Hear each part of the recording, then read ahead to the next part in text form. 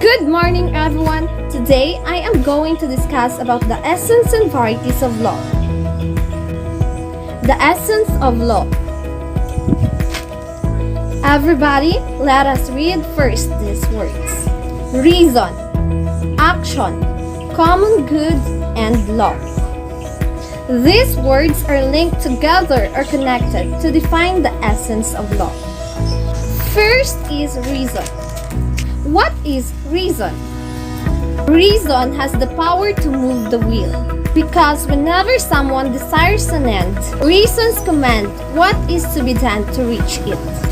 As human, we are a rational being. We have free will. Through our capacity to reason, we are able to judge between possibilities and to choose to direct our action in a one way or the other.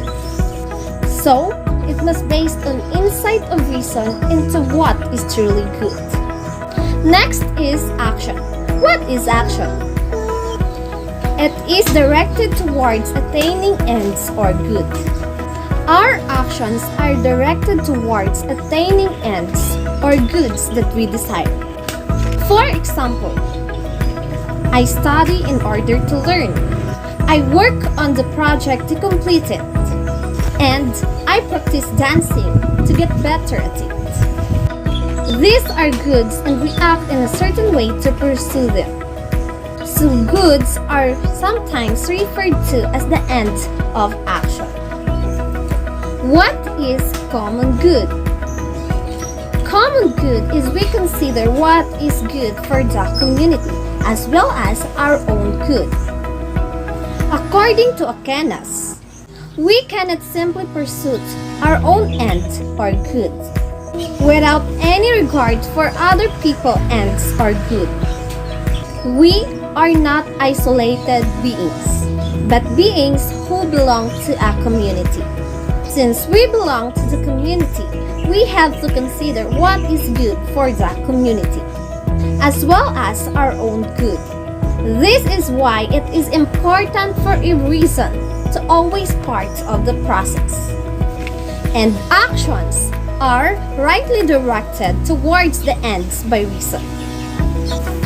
Since we must consider not just our own good, but also the good of others, so we need to recognize the proper limits of our actions and the determination of the proper measure of our action is through law. So, what is law? The word law is derived from the verb to bind, because it binds one to act. Law is an ordinance for reason for the common good. I will give you a simple situation. We can think the traffic rules.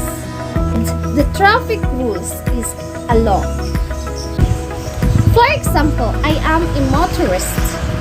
I cannot just drive in any I likes, but must respect the traffic rules.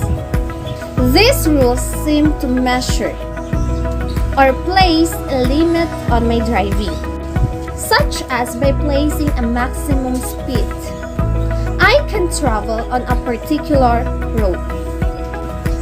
Such a limit or such rule is something good, because through following those rules helps both me and others to prevent motor accident. A law, therefore, is concerned with the common good.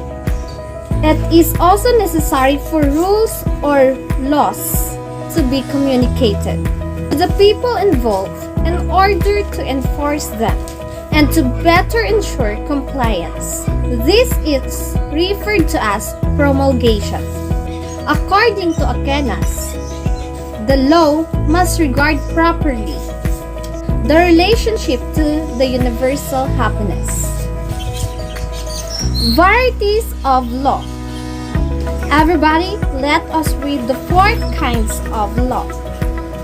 Eternal law, natural law, human law, and divine law. What is eternal law? Eternal law is the highest kind of law, and God wills for creation. We all know how God, by His wisdom, is the creator of all beings. This law, which exists because of God's divine providence. As God created the universe is governed by His laws. According to Essense, He governs the acts and movements that are to be found in each single creature. So the type of divine wisdom, as moving all things to their due end, bears the character of law. So, eternal law is everything that is true. Therefore, irrational creatures such as plants and animals are participating in eternal law. Examples of this are human development, rotation of the planets, bird building nests, anything the creatures that God creates according to where they fit in this vast and beautiful divine plan. And Proverbs chapter 8 verse 23 stated that I was set up from everlasting, from the beginning, or ever the earth was. So, we must recognize that, first, we are part of the eternal law, and second, we participate in it in a special way. Eternal law is the basis of all other kinds of law. The subset of eternal law are natural law, divine law, and human law. What is natural law? It is the rational creature's participation in eternal law. Whatever the creatures can share an eternal reason. But only the rational creatures are able to reason, because only the rational know what to do during the circumstances of reason. Human beings are rational, right? So, as human, we participate more fully and perfectly in the law given the capacity for reason. According to Essense, wherefore it has a share of eternal reason, whereby it has a natural inclination to its proper act and end. As the highest kind of animals, and God given us a human nature, we have the capacity to think what is right and wrong, or what is good and what is evil, and to choose and direct ourselves appropriately. Examples of this are helping the lost child and caring our parents and elders. Child lost. Naturally, children should be protected. As a human being, we know this. So, naturally, we need to help that child to find his or her parents. Caring parents and elders. As a daughter or son, naturally, we must care our parents and elders, because that is our responsibility as their children. So, basic formulation of natural law is do good, avoid evil. Rational creatures derive their acts and end from natural law. Next is human law. What is human law? It refers to all instances wherein human beings construct and enforce law in their community. This law is more specific, at the same time more concrete, in the actual operation of human act.